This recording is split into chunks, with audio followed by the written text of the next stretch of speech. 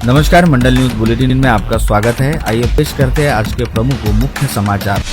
हमारी शव यात्रा आगे बढ़ेगी, लेकिन जब तक हमारी मांग पूरी नहीं होती तब तक हम पीछे नहीं हटेंगे। ऐसा संकल्प पूर्व मंत्री तथा प्रहार संगठन के संस्थापक बच्चू कडू ने किया। पूर्व राज्य मंत्री बच्चू कडू किसानों की कर्ज माफी, खेतिहर मजदूरों और दिव्यांगों के लिए स्वतंत्र वित्तीय महामंडल समेत विभिन्न मांगों को लेकर बेमियादी अनशन पर आज से बैठे हैं। मोजरी के राष्ट्र संत तुकडोजी महाराज समाधि मंदिर के पास रविवार 8 जून से उनका यह अन्न त्याग आंदोलन शुरू हो रहा है। इसके पूर्व रविवार को दोपहर में अमरावती के गाडगेनगर स्थित संत गाडगे बाबा मंदिर से गुरुकुंज मोजरी राष्ट्र संत तुकडोजी महाराज समाधि स्थल तक करीब 20,000 कार्यकर्ताओं किसानों के साथ बच्चू कडू के नेतृत्व में बाइक रैली की शुरुआत की गई। रैली शुरू होने से पूर्व बच्चू कडू ने कहा कि अब शव यात्रा निकली तो भी चलेगा, अभी किसी भी हाल में मांगे पूर्ण न होने तक पीछे नहीं हटेंगे। दिव्यांगों को दिए जाने वाले मानदेय का भुगतान समय पर नहीं किए जाने के मुद्दे पर बोलते हुए कडू ने कहा कि अधिकारियों और मंत्रियों का वेतन समय पर दिया जा रहा है, लेकिन दिव्यांगों के लिए निधि का भुगतान समय पर नहीं किया जा रहा। सरकार जानबूझकर लोगों को मुद्दों की लड़ाई से दूर रख रही है, इसलिए जब तक हमारी मांगे मंजूर नहीं होती तब तक हम वहां से पीछे नहीं हटेंगे, चाहे मेरी शव यात्रा ही वहां से क्यों न निकल जाए। हम अपने मुद्दों से नहीं हटेंगे, ऐसा बच्चू कडू ने संकल्प किया। बच्चू कडू के आंदोलन की शुरुआत गाडगेनगर से बाइक रैली से हुई। वे बैलगाड़ी पर सवार थे। उपोषण म्हणजे अर्धमरणच असतं तसं पाहिलं तर, पण या सगळ्या याच्यामध्ये सरकारनं दखल घेतली पाहिजे। आमच्या मागण्या काही नियमाच्या बाहेरही नाही आणि फार पैसा लागतो असं पण नाही। या सगळ्या याच्यावर मला अपेक्षा आहे की सरकार सकारात्मक समोर येईल। नाही आलं तर मरेपर्यंत हे उपोषण आम्ही करू। आता इंचभर पण जागा आम्ही इथून हलणार नाही जेथपर्यंत मागण्या पूर्ण पश्चिम महाराष्ट्र असेल, कोकण असेल, कानाकोपऱ्यातला शेतकरी जोडला जाईल। मला अपेक्षा आहे शेतकरी मजूर बांधवाकडून, दिव्यांगाकडून प्रत्येक कानाकोपऱ्यात या आंदोलनाची आम्ही पाहतोय हे पुऱ्या महाराष्ट्रात उमटल्याशिवाय राहणार। अशा प्रकारचा आत्मविश्वास आहे, अशा प्रकारचा आशीर्वाद सुद्धा मी शेतकरी शेतमजुरांकडून मागतो। स्वातंत्र्य लढ्यात महाराज योगदान मोठं होतं, त्यांनी खंडणी सुद्धा वाजवली होती। तुकडोजी महाराजाला अभिवादन करून सुरुवात केली। तुकडोजी महाराजांनी म्हटलं होतं का कच्चा माल मातीच्या भावे, पक्का होतीस दुप्पटी द्यावे। ही जी मन आहे, ही जी अभंग आहे, त्यांचे जे विचार आहे ते त्यांच्या तसेच आहे। आणि मग पत्थर बनेंगे बॉम्ब, त्याच तुकडोजी महाराजच्या भूमीतून निश्चितच माझा शेतकरी या सगळ्या आंदोलनातून सरकारला एक मोठ्या प्रकारचा इशारा देण्याची अपेक्षा आहे। किसानों के प्रश्नों को लेकर प्रहार संगठन के अध्यक्ष बच्चू कडू ने आक्रामक भूमिका अपना ली है। रविवार को गुरुकुंज मोजरी में हजारों समर्थकों की उपस्थिति में उन्होंने अन्न त्याग आंदोलन की शुरुआत की। जानकारी के अनुसार मृतक एजाज खान महबूब खान उम्र 45 अपनी पत्नी और 3 बेटों के साथ ताजनगर निवासी रहीम खान गादी कारखाने वाले के यहाँ विगत 2 महीनों से किराए से रह रहा था, जबकि वह अमरावती के लालकड़ी परिसर निवासी है। कामकाज के लिए वह चांदूर बाजार में रह रहा था। जानकारी के मुताबिक एजाज खान को शराब पीने की लत थी, जिसके चलते आए दिन वह अपनी पत्नी से विवाद किया करता था। ईद के एक दिन पूर्व एजाज खान ने उसके तीनों नाबालिग बेटों को घर से निकाल दिया था, जिसके बाद तीनों लालकड़ी अपने मामा के घर चले गए, लेकिन सबसे छोटे भाई को मामा के ही घर छोड़कर 2 बेटे अपने घर लौटे। ईद मनाने के बाद दोपहर 5 बजे से घर में फिर से हमेशा की तरह विवाद शुरू हुआ, लेकिन मामला इतना बढ़ गया कि बड़े बेटे ने अपना आपा खोया और अपने पास के चाइना चाकू से पिता एजाज खान पर सपासप वार किए। गले, कंधा, पेट पर कई वार किए गए। घटना की जानकारी मिलते ही परिसर वासियों द्वारा तत्काल घायल एजाज खान को स्थानीय उपजिला रुग्णालय में ले जाया गया, जहां प्राथमिक उपचार के बाद अमरावती के इरविन अस्पताल में पहुंचाया गया, लेकिन वहां पहुंचते ही एजाज खान ने दम तोड़ दिया। इस बीच घर से दोनों भाई मौके से फरार हो गए थे। चांदूर बाजार पुलिस ने मौके का पंचनामा किया और आरोपियों की तलाश में जुट गई। कुछ ही घंटों में पुलिस ने आरोपी को लालकड़ी स्थित अपने मामा के घर से गिरफ्तार कर लिया। साथ ही हत्या में इस्तेमाल किए गए चाइना चाकू को भी जब्त किया। इस मर्डर केस में आरोपियों की बढ़ने की संभावना व्यक्त की जा रही है। मामले की जाँच ग्रामीण पुलिस अधीक्षक विशाल आनंद, SDPO शुभम कुमार, IPS के मार्गदर्शन में थानेदार संतोष ताले, API भूषण वैसाने सहित चांदूर बाजार पुलिस की टीम कर रही है। मजदूरों को लेकर जा रही Omni car Gurukunj Mozari bypass road पर दुर्घटनाग्रस्त हो गई। इस हादसे में 9 मजदूर घायल हो गए। घायलों में 4 की हालत गंभीर बताई जाती है। सभी घायलों को अमरावती के जिला अस्पताल में भर्ती किया गया है। दुर्घटना इतनी भीषण थी कि ओमनी कार पूरी तरह से चकनाचूर हो गई। कार में सवार मजदूर भी सड़क पर जख्मी अवस्था में पड़े थे।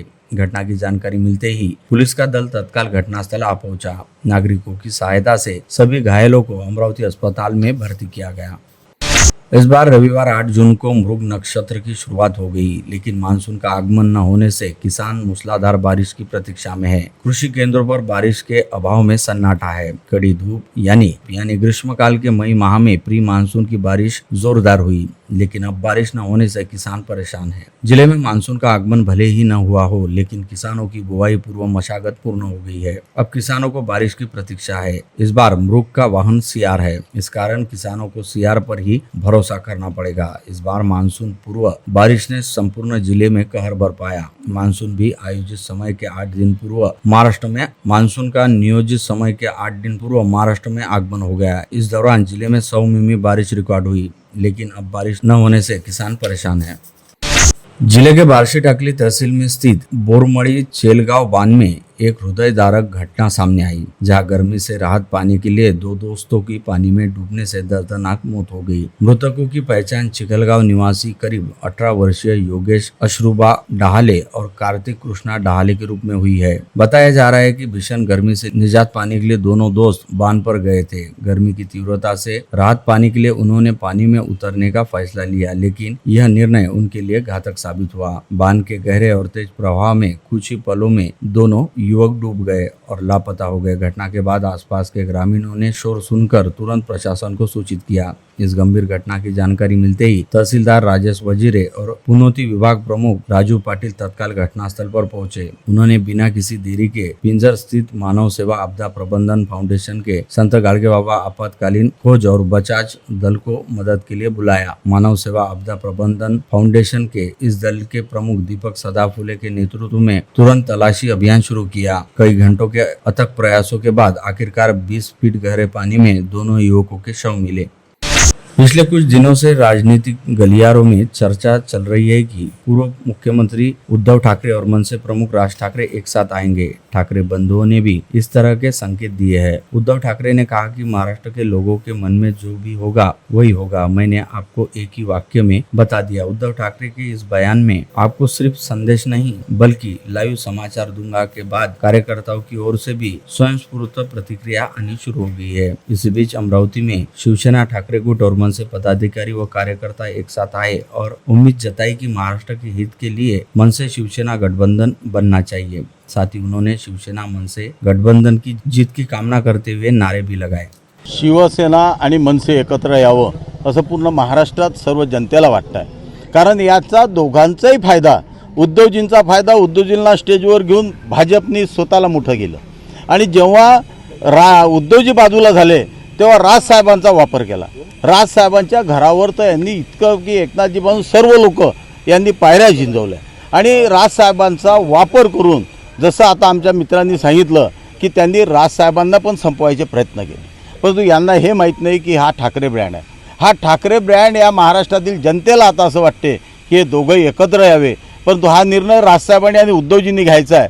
उद्धवजींनी जो निर्णय घेतील तो निर्णय आम्हाला मान्य आहे आणि तो निर्णय जर झाला तर या महाराष्ट्रात फक्त ठाकरे ठाकरे ठाकरे हे एवढंच राहील। निश्चितचपणे आम्ही पहिले पण सांगितलेलं आहे की आम्ही पहिलेपासून शिवसेना भारतीय विद्यार्थी सेनेपासून आम्ही काम करत आलो। सगळे एकत्रीकरणाचे लोक आहे, सगळ्या लोक आहे आणि संपूर्ण महाराष्ट्राला आणि मराठी माणसाला उद्धव साहेब आणि राजसाहेब हे दोन्ही एकत्र आले पाहिजे हे निश्चितपणे वाटते आणि आता ते यायलाही पाहिजे, कारण की महाराष्ट्राच्या हितासाठी आता महानगरपालिका असो, जिल्हा परिषद असो की पंचायत समिती असो, शेवटी हे जे खोटं हिंदुत्व करतात यांच्यापाशी हिंदुत्व नाही आहे। खरं हिंदुत्व हे फक्त ठाकरे गटांपाशी आहे आणि ठाकरे बंधू जेव्हा एकत्र येईन तेव्हा हे कुठलाच पक्ष कुठलाच राहणार नाही आणि निश्चितपणे युतीचं जर परिणाम झाले तर आम्ही आमचे सगळे सहकारी मनसे आणि शिवसेना हे दोन्ही एकत्रितपणे राजकमल चौकात फटाके फोडू, हे निश्चितपणे आनंदाची बाब राहील। रेलवे प्लेटफॉर्म से निकली ट्रेन में चढ़ने के प्रयास में एक 40 वर्षीय महिला यात्री का संतुलन बिगड़ गया और वह ट्रेन और प्लेटफॉर्म के बीच में फंसने से महिला के दोनों पैर कट गए। यह दिल दहला देने वाली घटना दामनगांव रेलवे स्टेशन पर घटित हुई। संबंधित महिला का नाम दत्तापुर निवासी यशोदा ढोले है। कोल्हापुर गोंदिया महाराष्ट्र एक्सप्रेस यह डाउन ट्रेन शनिवार 7 जून को दोपहर में 12:25 बजे प्लेटफॉर्म नंबर 2 पर खड़ी थी। यशोदा ढोले इस ट्रेन से सफर करने वाली थी। गंभीर रूप से घायल इस महिला यात्री को रेलवे पुलिस ने तत्काल धामनगांव रेलवे के ग्रामीण अस्पताल में भर्ती किया। प्राथमिक उपचार के बाद उसे यवतमाल रेफर किया गया। पैर पूरी तरह टूटने से उसे काटने की संभावना वैद्यकीय सूत्रों ने दर्शाई है।